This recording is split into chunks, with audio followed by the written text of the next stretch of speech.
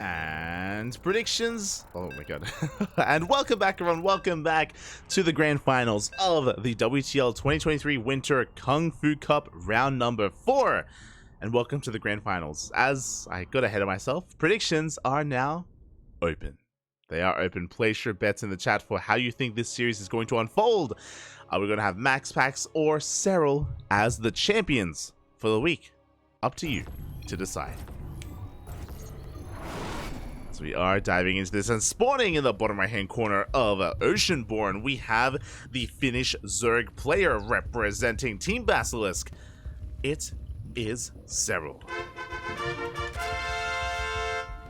And spawning in the top left hand corner, we have his opponent. We have the Danish Protoss player representing Storm Gaming. It is MaxPax.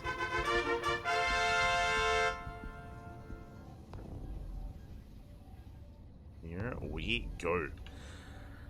And this is something that I have been waiting for myself as well. Serral versus MaxPax, I feel like this doesn't happen often enough, and to be fair, I'm sure a big reason for that is because Serral doesn't often compete in online events. He often doesn't compete in weeklies, which is what is special about KungFu Cup.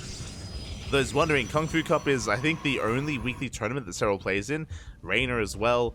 To be fair, Rainer, he does play in ESL Asia. ESL Europe whenever he can.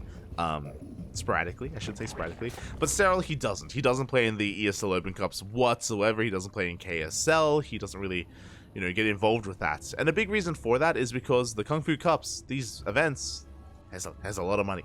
Has a lot of money on the line, more so than any of the other weekly tournaments. So that has kind of drawn Serral to this event, and it's great to see him here. He's more of a rarity in these online weeklies, so it is great to see him here against MaxPax. A bit of a rarer side. And I was really curious. I was quickly just checking some of the history between these two players, and we did cast these two in the Masters Coliseum, and Serral did take down MaxPax 3-0 and 2-0 in their best of 5 and best of 3 respectively. So in recent series, Serral has been looking dominant, and MaxPax has been able to take games. Don't get me wrong, he has taken games, but it's been a while since he's taken a series. He has beaten Serral before. Fun fact, it was in this tournament series. It was KungFu Cup weekly number 3. When was this? Back in June? Let's see. May, sorry. Back in May is when MaxPax last defeated Serral in a best of 3. And what that tells us is that he's done it before. And it happened to be in this tournament series. Back in May, it happened to be in this very tournament series. So we'll see if he can replicate that once again. For now, hatch gas pool opener here from Serral. His third base is going to be delayed a little bit longer. The Adept is on the way. The goal here is for the Adept to shut down that drone and delay this third base a little bit longer, and it looks like he will force that drone back, getting a kill even on that drone as well. Very nice start here for MaxPax, containing Serral and forcing the linear third base. Ay. That is going to be a little bit rough. For those wondering, this base here is so much harder to hold on to. It's out in the open, it's next to high ground as well, especially in ZvP. You can abuse this position with tanks. Thankfully, it's a different matchup, so we don't have to worry about tanks as much, but regardless, it's going to be a harder base to hold, and MaxPax is going to be checking. Meanwhile, back at home, Stargate opener, yes, but not Oracle. It is going to be a Void Ray first.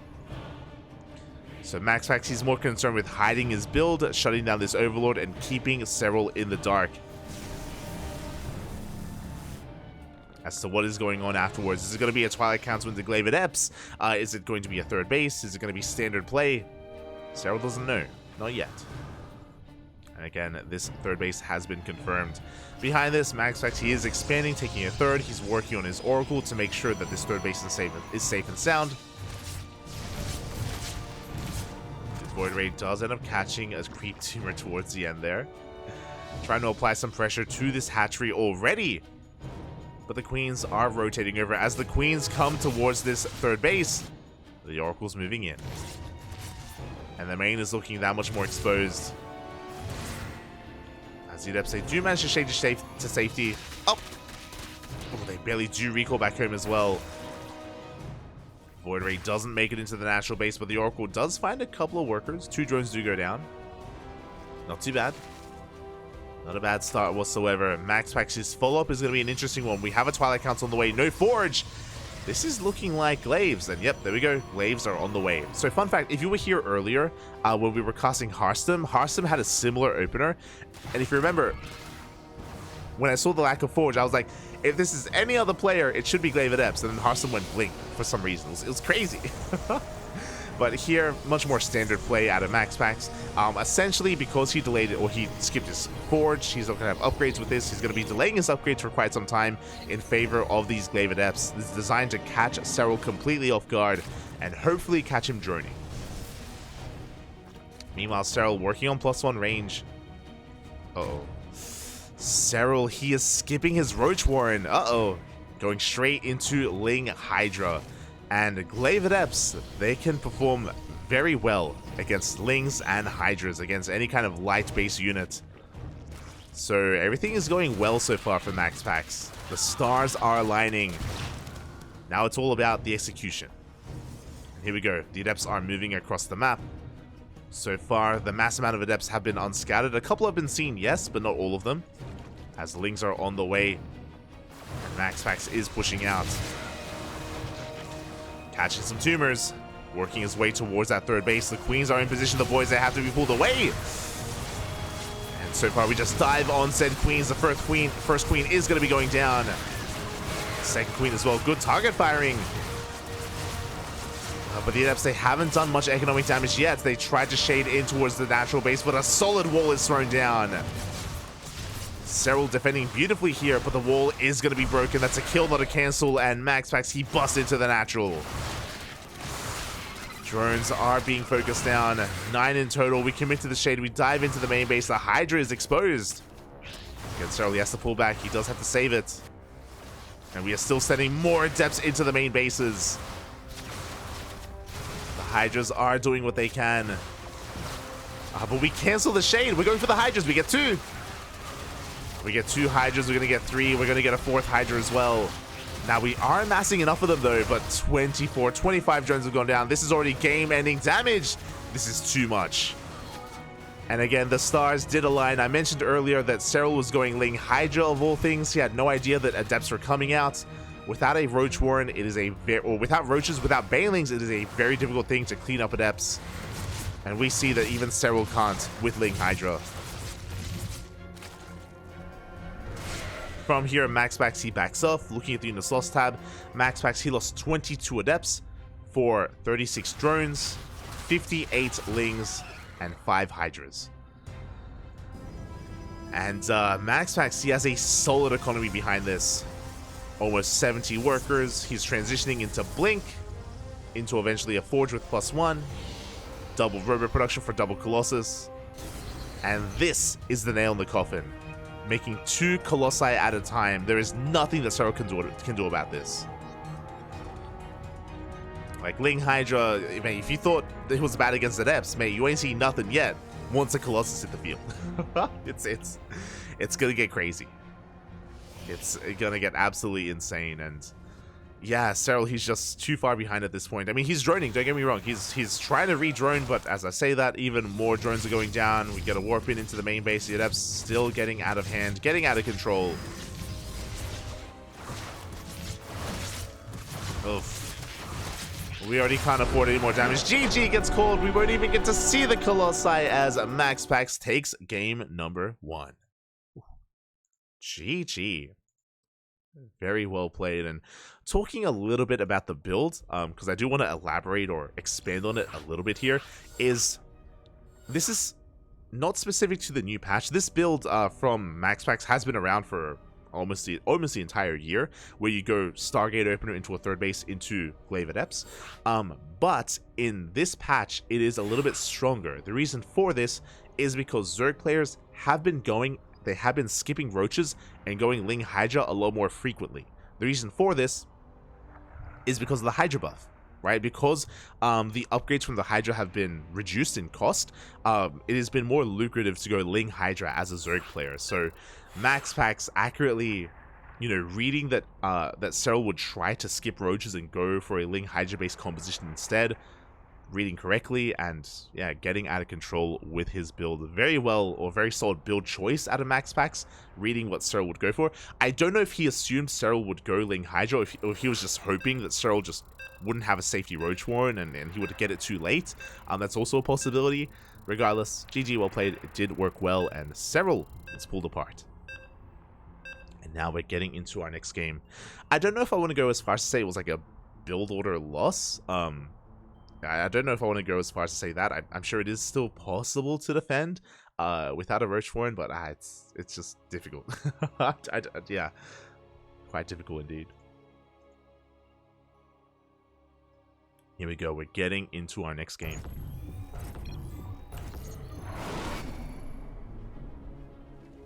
Spawning in the top right-hand corner of Hecate, we have the Finnish Zerg player representing Team Basilisk.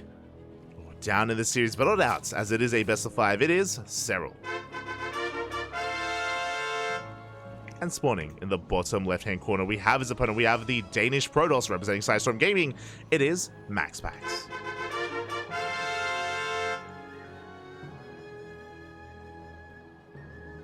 The Hydra buff, secret Glaive Adept buff, true.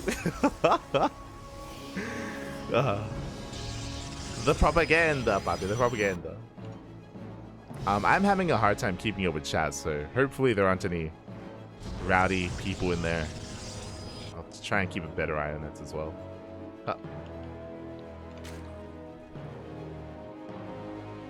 That looks okay. As for now, we have some standard openers. Oh, I say that Serral going for a 15-15. Let's go. Serral going to be going for a 15 hatch into a 15 spawning pool with this opener. This does mean that Serral gets his base on location without being interrupted by his opponent. And from here, he can also go into a gasless opener, into a roach heavy build as well. I'm curious how long he delays his gases here and what kind of direction he goes in with this opener. Just catching up.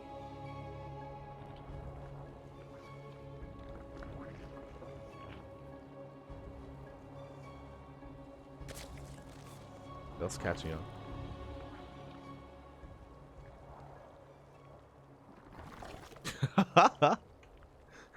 Shaking my head, shaking my head. As we're getting into our game, again, so far, just going to be a gate expand into a cybercore, so standard opener here at a MaxPax. All is looking good. And Serral, he doesn't delay his gas for too much longer as he does now work towards it. Again, his opener was very safe. Fun fact, if you're curious about 15-15s, they are slightly less economic compared to a hatch gas pool, compared to a standard opener, but they are just safer because they just ensure that you're able to get your base on location. We saw that MaxPax, he didn't even probe scout. Like, MaxPax, he didn't even send a probe out, so it was a little bit in vain for Serral, but again, he just wanted to be safe and secure nonetheless with his base layout as he's going for his third base. Likewise, back at home, MaxPax is going to be going for a Stargate opener himself. Ooh, the Ling Scout does not get in, by the way. So Serral is in the dark, doesn't quite confirm. He can assume, and it's not the biggest of deals that he doesn't confirm the Stargate, but he's just a little bit less in the know. And as we all know, knowledge is key, especially in ZvP. And once again, it's going to be a Void Ray first. I did see a bit of a discussion in the chat, and yes, alongside, you know, the build of choices in Game 1 between both players, another big part of it was the fact that we had the Void Ray first to hunt down overlords and deny scouting information. Obviously, this isn't the only way to scout as a Zerg player. But you are at times reliant on that overlord, and Serral, obviously, he wasn't able to confirm what exactly was coming out as well. He also took a risk, right? Serral, he took a risk not knowing what was happening, and by skipping the Roach Warren and going into Hydras, you know, there was a bit of a give and take there. As again, MaxPax looking to deny that scouting, setting up for a third base. It is going to be an Oracle follow-up, and I doubt MaxPax is going to go for that same build 2 games in a row. He may do it one more time this series in a best of 5, you know, in a couple of games, but we should not be seeing Glaive Adepts again. Not here. Especially not on Hecate. Again, Oceanborn rushes to spike ground, is pretty short, and it does help with that, as the Void Ray does get across the map, looking for another Overlord, it does not find one, is going to be zoned away. And MaxPax is going to be dipping in with his Oracle as well. Catches a drone, not too bad. Catches a drone, he could even catch a Queen! Up! And he barely will. He takes a lot of hull damage, but he keeps everything alive. Good pickoff here from MaxPax. Back at home, we have a standard transition. It's going to be a Twilight Council with a Forge and a Robo as well. So this is not Glaives. This should be either +1 with Blink or +1 with Charge. Both do work well, and both have their place. As the Gateway Explosion is upon us.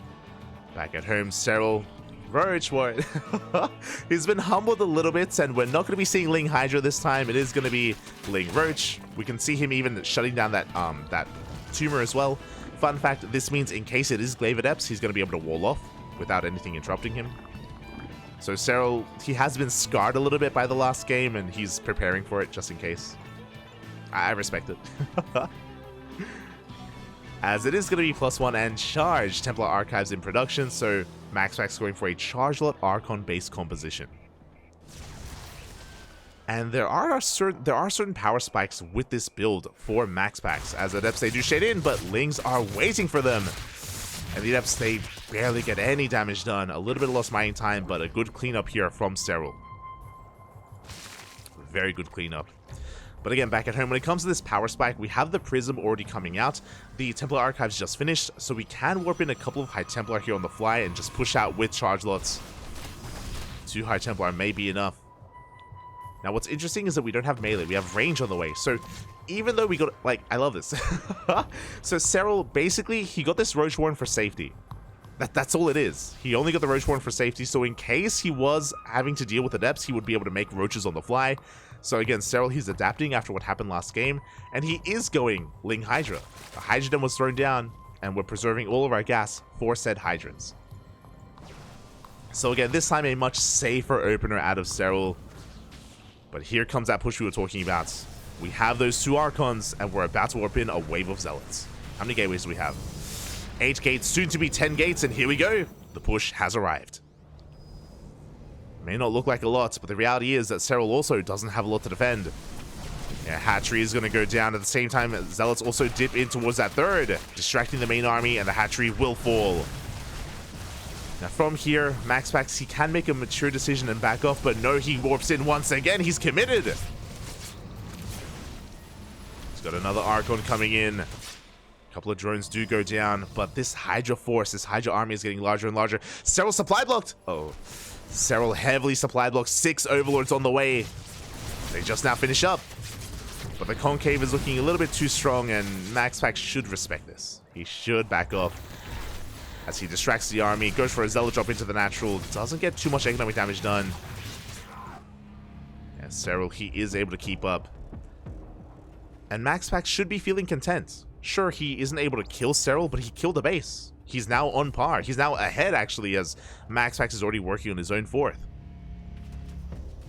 MaxPax is even in economy, ahead in bases, soon to be ahead in bases. Meanwhile, Serral is maxing. He does delay his 4th by quite some time here, as the Prism does go down. But what I'm getting at is that Serral isn't droning. He's still making nothing but Lings and Hydras. He's committed. Speaking of the Lings, they do go for a big counterattack, and they should deny this 4th base. At the same time, the 4th is denied once again from Serral. But here is the Hydra army, and MaxPax cannot engage. So both players, they lose their bases, and Serral, he has momentum going his way. He's chasing this down. MaxPax is making Colossus, and they arrive just in time to hold on to the ramp. Without them, he may just fall here and now. Get involved! The Colossus! Okay, we're good.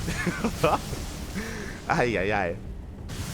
The Colossi, they have arrived. They swipe away the Hydras, and they will keep MaxPax alive.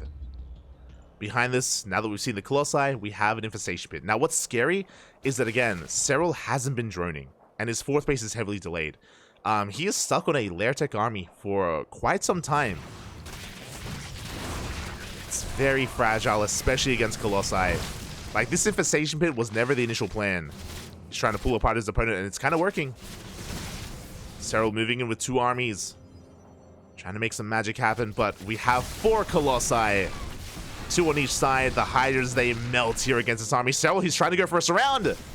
He's coming in from behind, and MaxPax is out of position. Oh, and this army is going to get cleaned up. The Colossi go down. At the same time, though, MaxPax, he goes for a big counterattack. That's a kill, not a cancel on the 4th base. Zealots bust into the main. They get on top of the Queens as well. Damage is being done. Serral does not turn around. He is committing, is pushing into the natural. MaxPax, sorry, racing back home. Recall was wasted earlier.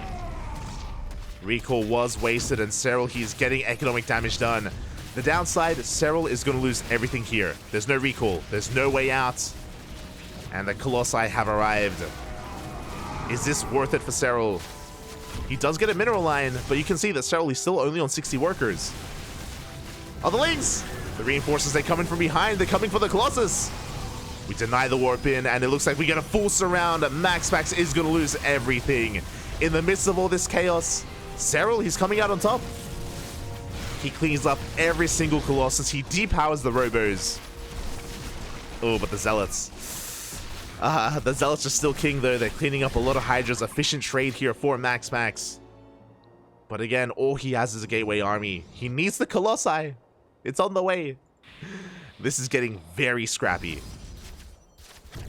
MaxPax, he barely holds on, but he lost a lot of high-tech units. The economies are still, I would say, in favor of MaxPax. He does have a stronger economy. He just needs time to rebuild his army, and Serral, he's not giving him that time. He's just sending everything across the map. Just pure Hydra at this point, and he has enough. He has the concave, and MaxPax has to give up on this base. And Serral keeping the pressure on. Still no Hive, so just pure Ling Hydra. Very all in here out of Serral. No 4th base. We have 1 Colossus, but is 1 Colossus really enough? Not so sure. Not against this many Hydras, not against this kind of concave. Yeah, probes, they are going down. MaxPax with some delicate micro. He's trading well. Cleans up what he can, goes for a Zealot run by across the map, gets a couple of drones. And MaxPax will force this army back. And now this 1 Colossus is suddenly 2 Colossus. As it is about to pop. Now, MaxPax has to be careful not to overextend. He has to be very careful not to be caught out on creep especially, or out on this side of the wall. Behind this, Serral is now working on his Hive. This will grant access to Vipers. And because of how chaotic this game has been, 1 or 2 Vipers could win Serral the game. Some solid abductions. Do we have any High Templar for feedback? Right now, we do have High Templar, but they're being morphed into Archons. So no feedbacks are available. There's no counterplay to the Vipers. No feedbacks, no Blink Stalkers. Vipers are all Serral needs. I mean, a 4th base would be nice, but it's going to be cancelled. Likewise, a Ling run by doesn't quite get into the mineral line either. MaxPax has just been posturing. I don't think MaxPax, obviously he doesn't realize that he's on a timer. Like, he's got a solid army. He could maybe push in. If he waits too long, 2 Vipers are on the way. They're going to gather energy, and these Colossi, they're not going to be as impactful as they are right now. Now, thankfully, we have Storm, and Storm does offset that. Storm will provide, like, another way to deal with the Hydras. So there's a bit of a give and take. Basically, it's going to come down to the Spellcasters. It's going to come down to the Storms, as well as the Abductions. Well, it's going to come down to Storm, Abduct, and Feedback as well. That's the other thing. Very positional based as the game is slowing down. Serral is getting his 4th. MaxPax also getting his 4th as well. Oh, this army towards the north has been spotted, and MaxPax has to be careful not to throw it away. Serral is also spinning up his army. Speaking of, here come the Vipers! Solid Storms and Feedbacks, but the Colossi, they get yoinked. 2 of them at least. Do we have any Storms left? We do not. The High Templar, they're falling one after the other. The Storms were not good enough. Oh! Barely do juggle the Colossus to safety. MaxPax trying to come in from behind, but Serral has maxed out. 2 good Storms could change things though, but I don't know if we have enough. we go, decent storm. Second, connects with mainly roaches, and we can see Serral snowballing out of control. He takes down the High Templar, he takes down the Prism. No more juggling here for MaxPax. The fourth base goes down, the third as well. GG gets called, and Serral fights back. He takes game number 2. But that was that was a close game, Papi. There were moments for both players.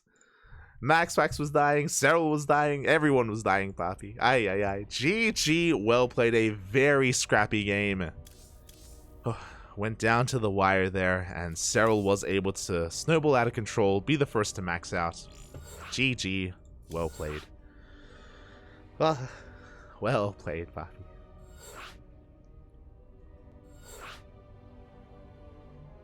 And with that, we have a tied up series. We have a tied up 1-1 score.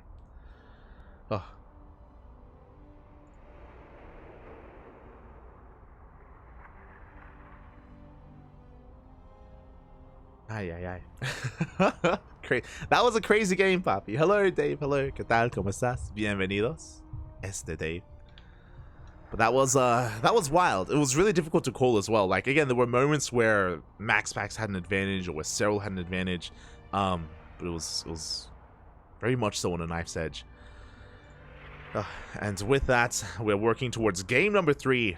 We're looking to find out who takes the lead in this series. Yeah, I do think that was a really crucial moment. I see I see some Talking Bread in the chat. Hello, Talking Bread. I do definitely agree with that pivotal moment where, if you remember, Serral, he had 2 split up armies against the 2 split up armies of MaxPax, and they were engaging with each other. And then Serral took that as an opportunity to actually converge both armies here on the southern force of MaxPax. He got a surround, and he was able to collapse on those 2 colossi. And if that hadn't happened, if those 2 colossi hadn't gone down then and there, then we would have had a different game. So yeah, of course, big shout out to Serral for out-positioning MaxPax. I think what's really interesting, though, about that is that even with that occurring, even with the surround and even with collapsing on those colossi, it was still very close. It was still a very close game. So that definitely gave, basically, if that hadn't happened, then Serral would have been in a pretty rough position to begin with. So that was a very necessary moment for Serral to take the game. GG, well played. Meanwhile, massive shout out to Dave Tester in the chat. Oh my god, you've been grinding, you man. Oh, I'm always grinding, Papi. Always grinding. Thank you for subscribing for an entire year, Papi. An entire year. Thank you so much.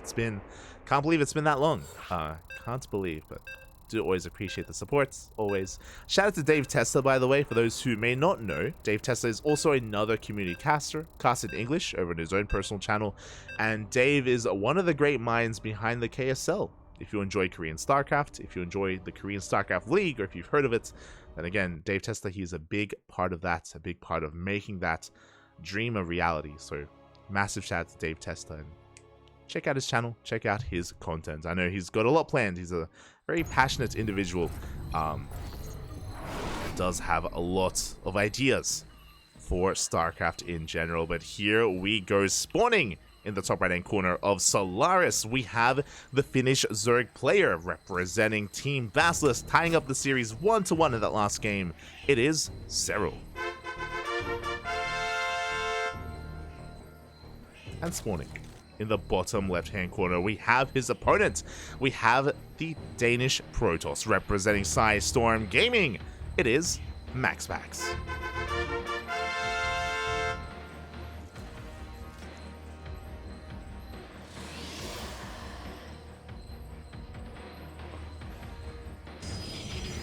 Here we go. Once again, a 15-15 out of Serral, and this time it pays off.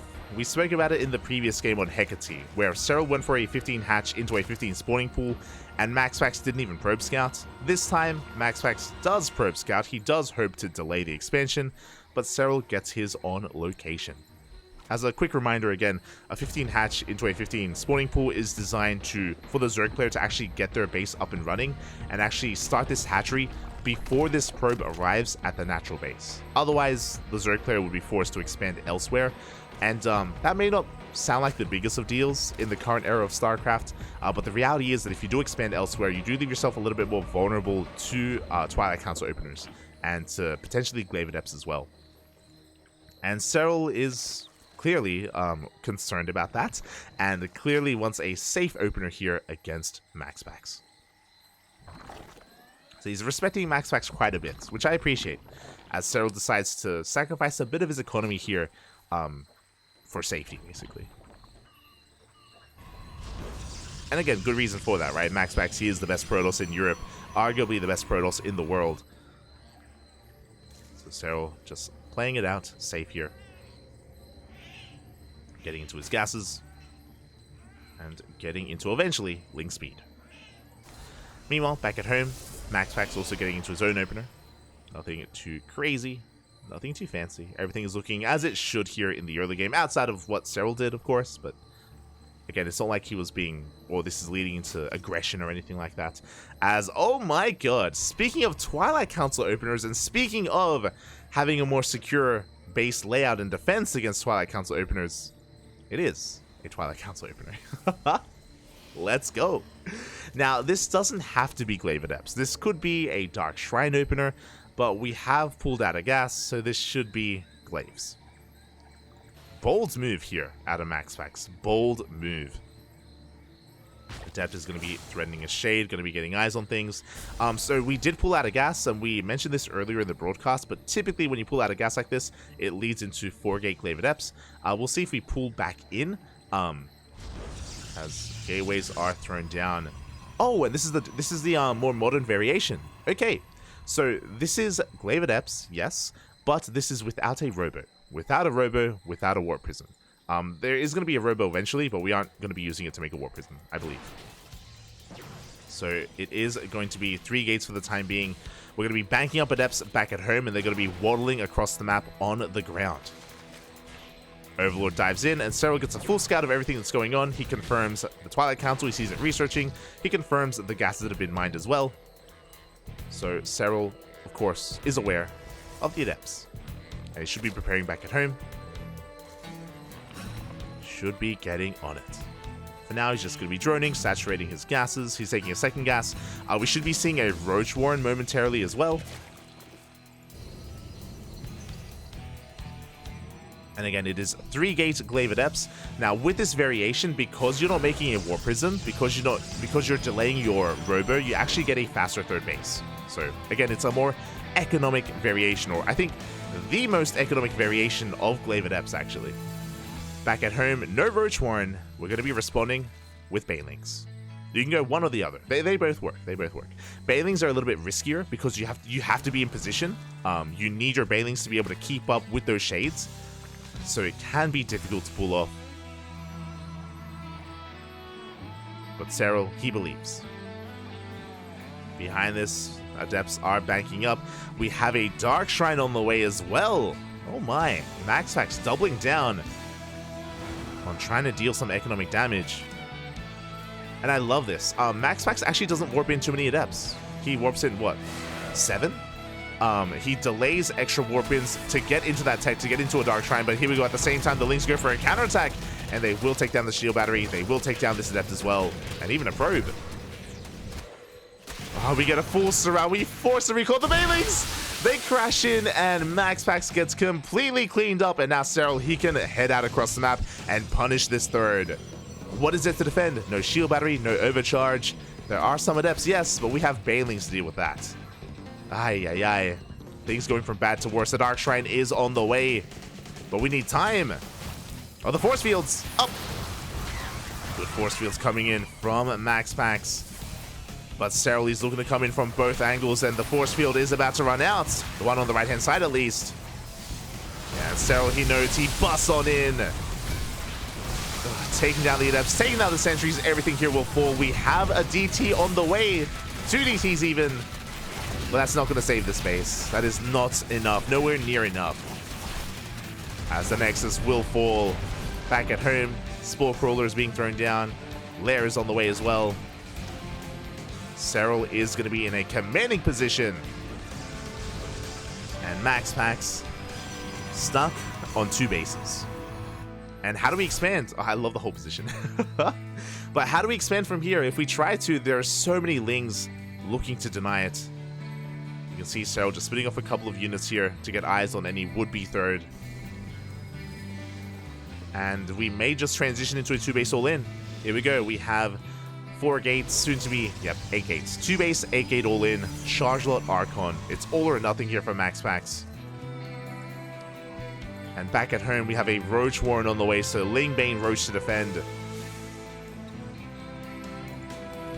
Serral should be able to muster up an army, but we shall see. The Mivet has been spotted. Charge Altar on the way. Spinecrawler thrown down from Serral, taking this very seriously. So he's aware of how much danger he's in. So MaxPax is pushing out. He is expanding behind this, but a committed push nonetheless. There we go. Additional sentries on the way. There are no Ravagers to deal with said sentries, to deal with force fields. So the force fields are going to be huge. Serral being very careful with how he engages. Doesn't want to throw anything away. At the same time, Ling counterattack takes down the Stalker. Doesn't quite threaten the base itself. Oh, that's a lot of Overlords. We need to be careful, Pap. You need to be careful.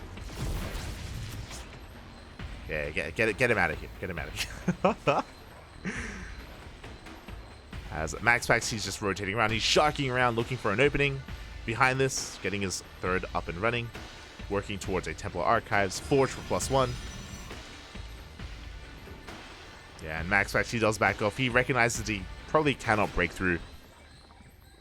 But he can try to go for some drop harass. Prism slips into the main base of the Queens, though. They're in position. They do swat away the War Prism for now. Serral is up to 3-base saturation, 65 workers. He's working on a 4th. And at the same time, going for another Ling run by. No shield batteries! There's nothing much to kill here, but regardless, the Lings are on the way. High Templar getting caught out as well. Oof, a brutal loss here for MaxPax. Does he get the Archon? He does get the Archon. Doesn't get the Mineral Line, but regardless, a very valuable pickoff here from Serral. Losing those 2 High Templar. And Serral is just securing his victory. You can see the gap in supply at this point, where Serral is about to max out.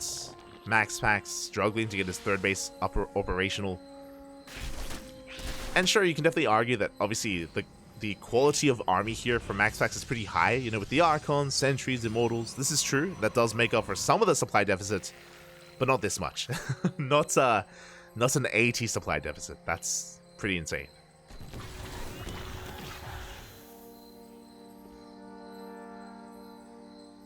As the Prism doesn't quite find a way in. Serral just waiting for his upgrades. +1 range on the way. Here come the reinforcements. And now Serral can focus on his push. 20 Banelings in production. Speaking of Banelings, oh, they do head towards that Mineral Line as well. Forcing Lost Mine time. They do crash in. 5 workers go down. And now we can push. Yeah? Yeah. There is backstab potential with this War Prism, so that's always there, but here we go, we do engage! Diving on top of the Archons, diving on top of the Stalkers. Stalkers? Zealots, even. Force fields are nice, but again, we have Ravagers to deal with them. And MaxPax just cannot engage. He has to retreat here to his base. At the same time, Prism does get on top of the 3rd. But there isn't enough here to stop him. Storm is not done. We're still seconds away. And a couple of seconds too late, the army has fallen. MaxPax, he's down to 3 Immortals, 1 Archon, and a handful of High Templar. Show us the Storms! Looking pretty good. But there's just nothing else. There's just nothing else here for MaxPax. Serral, he sits in the Storms because he can afford to. We have a drop across the map, but it also gets cleaned up. And for the 2nd time, this 3rd base will go down. GG gets called, and Serral will take a lead in this series. Oh, GG. Oh my god. Again, very bold of MaxPax to see the opener of Serral, see how safe he's being, and still commit to a Twilight Council. Now, to be fair, I appreciated what MaxPax was doing with it. If you remember, it was a Glaive Adept opener, yes, but he actually wasn't committing to it. He made, remember, it was 7 Adepts, and then he was switching into DTs and, you know, tech switching behind it and trying to build up his economy. I like the idea behind that, but Serral had no chill. He just collapsed on the Adepts in the center of the map, and things very quickly snowballed out of control. And because of the opener of MaxPax, he didn't really have much of an army. He didn't really have much to protect his third. He was very vulnerable. And basically, that game, MaxPax was bluffing at the start of the game. That's what he was doing. He had revealed a Glaive Adept opener, and he was hoping to keep Serral back at home. You know, to keep him scared and back at home in his bases. He was hoping he could pull that off and get away with some greed behind it. And yeah, now Serral, he wasn't afraid. Didn't give a damn. Ay. With that, Serral does take a lead in the series, and now we're getting into our next game. Into game number 4.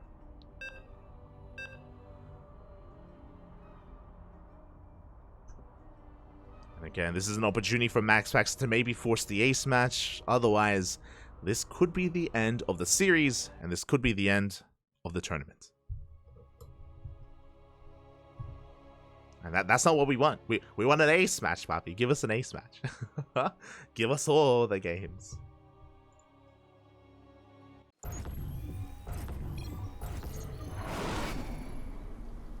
Here we go. Spawning in the bottom left-hand corner of Alkione, we have the Finnish Zerg player, representing Team Basilisk, leading the series 2-1, one game away from becoming this week's KungFu Cup champion. It is Serral. And spawning in the top right-hand corner, we have his opponent. We have the Danish Protoss, the best Protoss in all of Europe, arguably the best Protoss in the world, representing Storm Gaming. He needs to win this game here and now to force the ace match. It is MaxPax.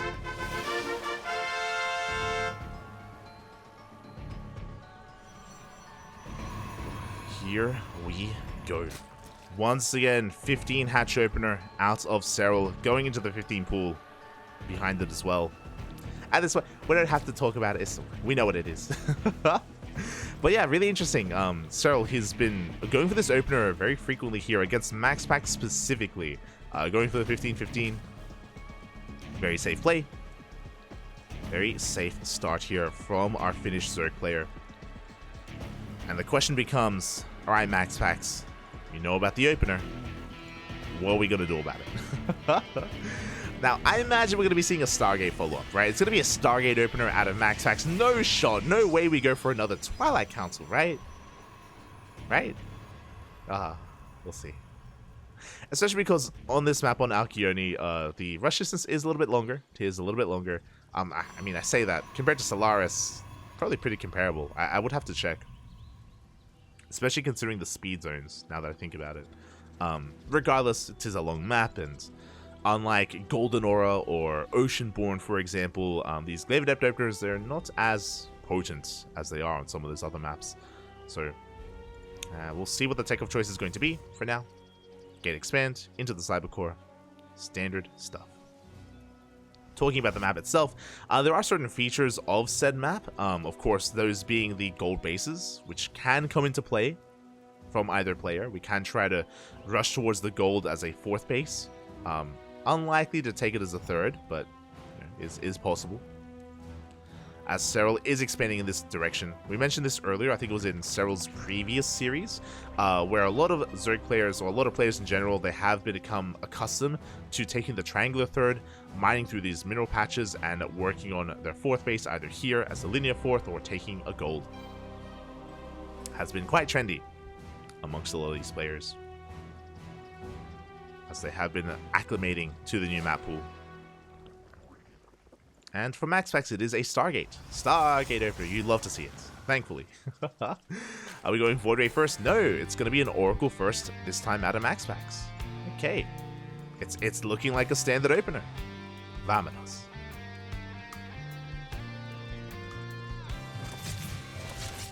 Till then, Depth's just going to be threading shades into the natural, just making sure that we're saturating bases, there are no fast gas geysers, no fast tech. MaxPax just making sure everything is, or as it should be. Behind this, third base should be taken as well from MaxPax. And now the first point of divergence as we do commit to the shade. We head into the main base. Two Adepts, they can one-shot drones, but alas, they are being zoned away. And they will get one worker. Barely not getting a second. The Adepts do make it out, and what I was going to say is that now we're here to find out what our tech of choice is going to be as the follow-up.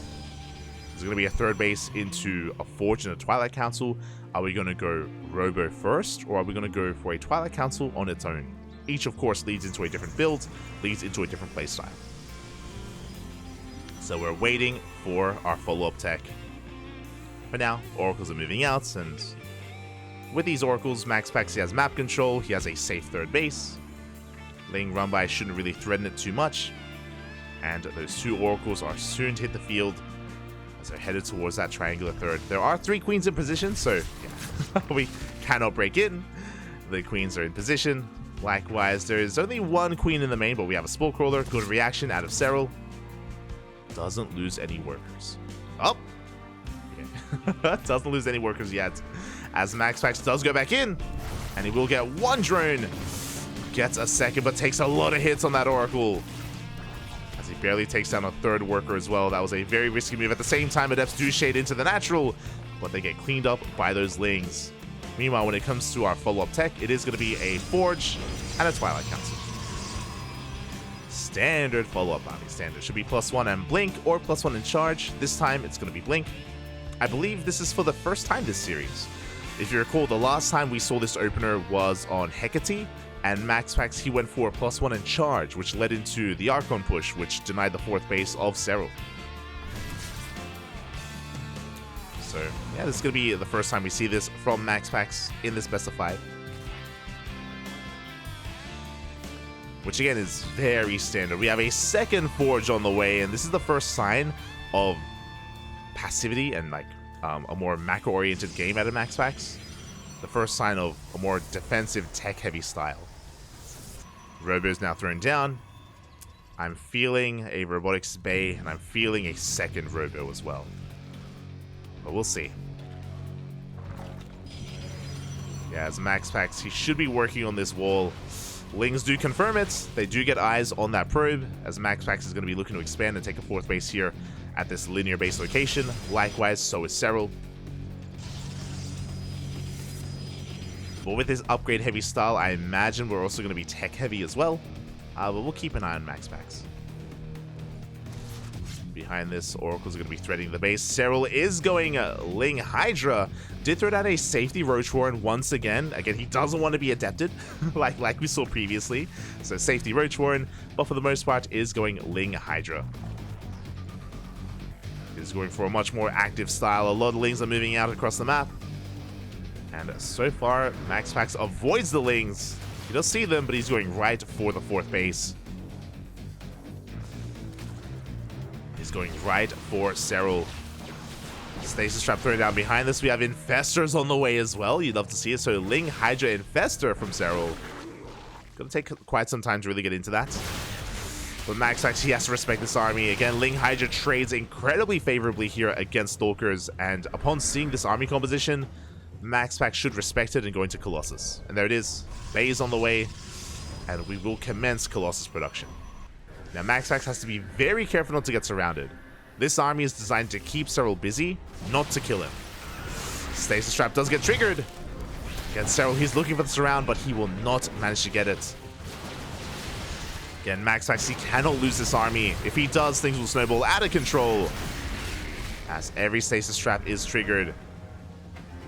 MaxPax, he has to be very careful here. Behind this, we're still only on 1 Robo, but we're getting saturated here on 4 bases. Infestors are coming from behind! The Fungals! Up! Up! Oh my god. Barely not connecting with those Fungals.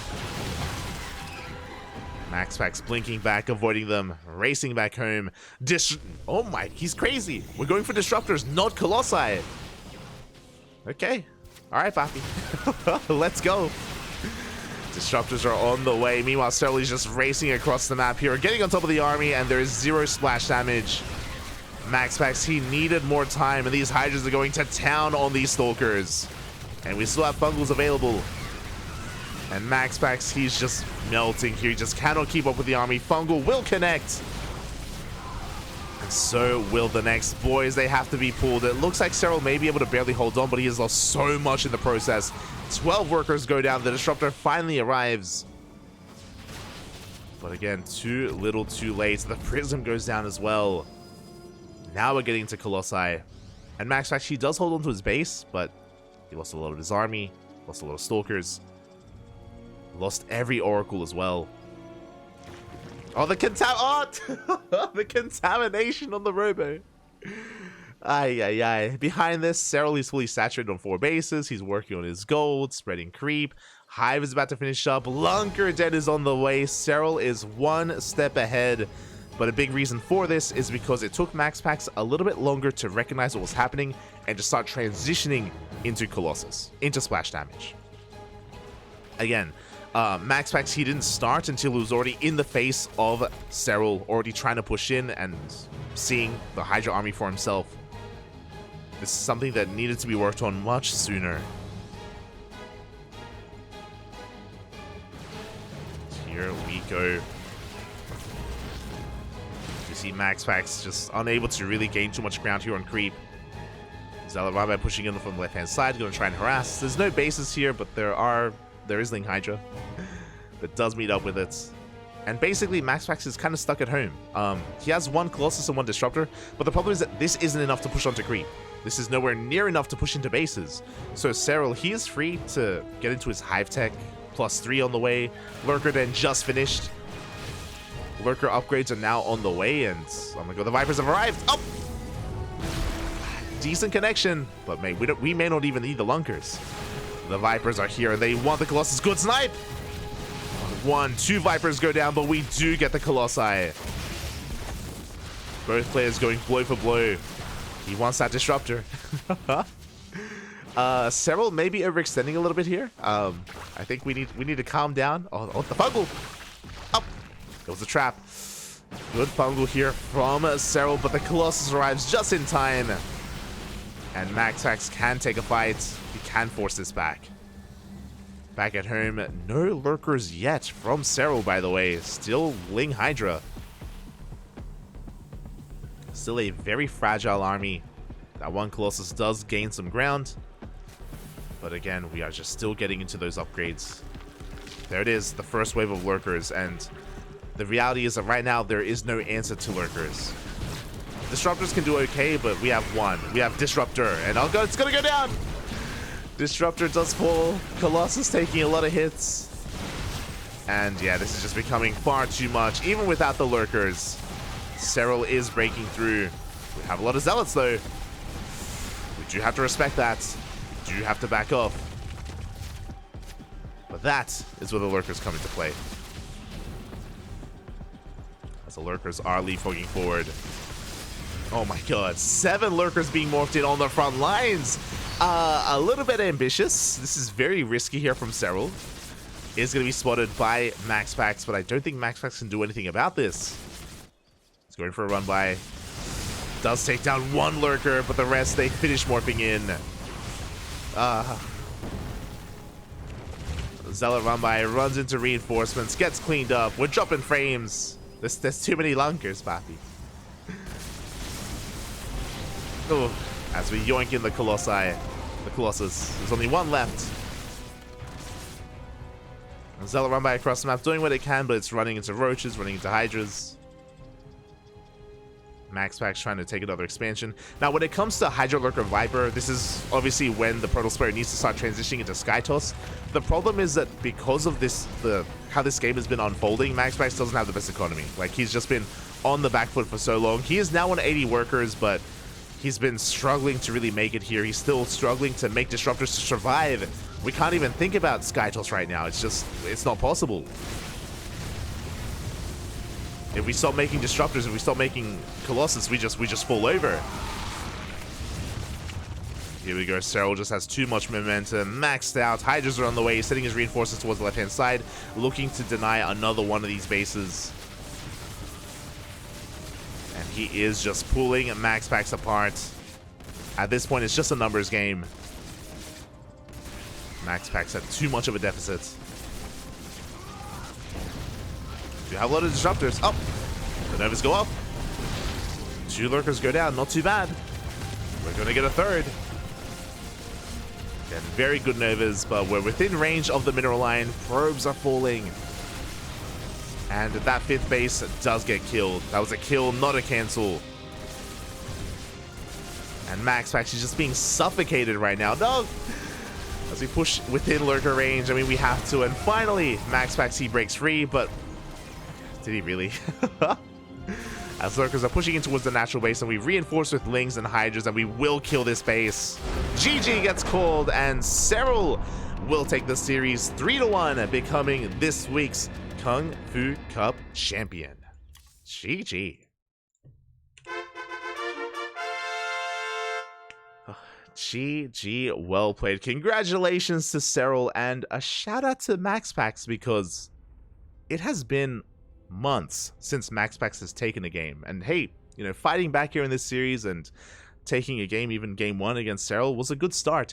And winding it back, you know, it wasn't just that one game. You know, I don't think this score really tells the full story. If you were here for it, you know, mate, Hecate. That game on Hecate was so close, and there's a world out there where MaxPax wins that game, and then we get an ace match. Then we go all the way to game 5, and then who knows what happens, right? Like, Hecate was so close, man. So, GG, well played. If you missed out on some of the earlier games, I recommend it. I do recommend checking them out, because we had some banger, or we had a banger of a series here.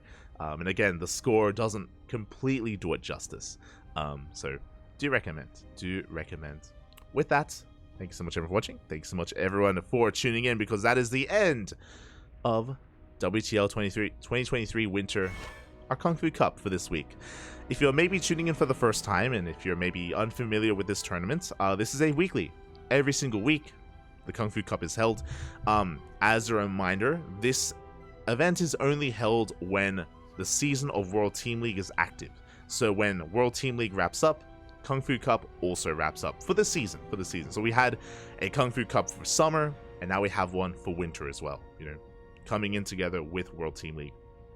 So again, we do have, what is it, like another 10 weeks or so of KungFu Cup, something along those lines. There's a finite amount, is what I'm saying. There's a finite amount. But until then, every week we have you covered with KungFu Cup. And as we saw here today, the great thing about KungFu Cup is, because the prize pool is so high, it draws the attention of the best players, which is something that not a lot of weekly tournaments do. I mentioned before, but Serral, he doesn't play in the ESL Open Cups. He doesn't play in KSL. He doesn't play in these events. They typically have to be a little bit larger for them to really get the attention of Serral. So yeah, this is one of those rarities where we're able to actually get Serral here in a weekly tournament, and able to enjoy his games and enjoy his play. Not just Serral, I shouldn't focus too much on him, but players like MaxPax, Clem, Maru, Björn, Oliveira, Estrella, Trigger. You know, the best of the best do come together here for KungFu Cup, and again, it's great to see all the regions come together and clash with each other. And yeah, it's a lot of good fun. Especially when we get like the players that are usually not too prevalent in the online tournaments. Serral and Maru are the two that come to mind, where they very rarely compete in the ESL Open Cups and in KSL, and every now and then they rock up for KungFu Cup, for the KungFu Cup. It's good stuff. Meanwhile, predictions. I will pay them out. All good. And of course, if you want to tune into more of a KungFu Cup action, we cast it every single week. There are times where maybe we're not able to cover KungFu Cup or WTL, and it's usually because we're casting something else. Again, here on the CranKy Ducklings, we cast on a daily basis, and days like today, we cast multiple times a day. Fun fact, before this broadcast, and it's been 5 hours. It was a 5-hour cast. Before this, I was casting another event. I was casting World Team League Round 3, Day number 2. Day 2, so what is it? That was like 3.5 to 4 hours, so almost 9 hours of casting. Let's go. that's what we do here on the Cranky Ducklings. And if you are interested and if you want to tune into more of us, our next broadcast is going to be tomorrow. Obviously tomorrow. Let me just check our calendar. What are we casting tomorrow? Tomorrow is day number 3 of WTL, of World Team League. Round 3, day number 3. So that is in less than 24 hours. So if you're interested, we have you covered there. So just quickly set up the casting tool. Tomorrow we only have one broadcast, only one. So a bit of a lighter day tomorrow, which I appreciate.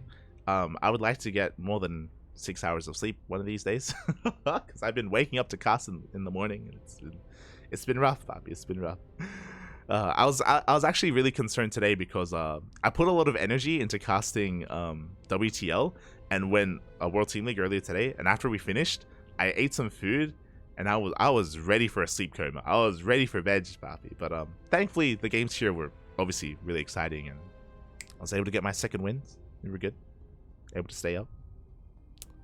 Feels good, man. And yeah, thank you so much everyone for watching. Thanks so much everyone for the support.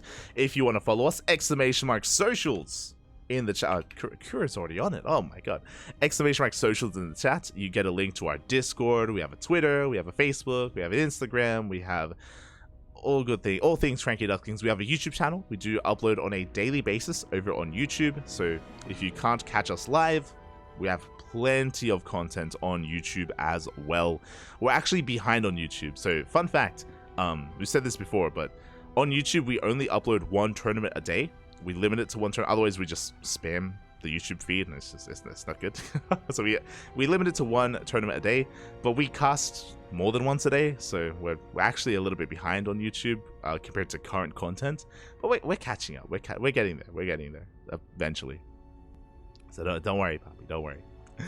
Everything eventually gets uploaded to YouTube, and if you can't wait that long, the VODs are obviously on Twitch, so you can always check us out on Twitch as well.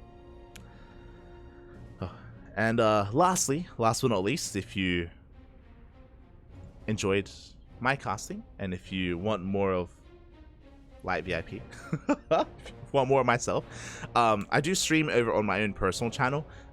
This past week, we've been really intense when it comes to a casting schedule, so I haven't been able to stream that often. I say that I was actually laddering and streaming just before WTL, which was not a good idea. I think I streamed for like 2 hours or something. If you're interested, you can follow me there. Just say Zerg Masters Ladder Hero, and trying to shake all the rust off.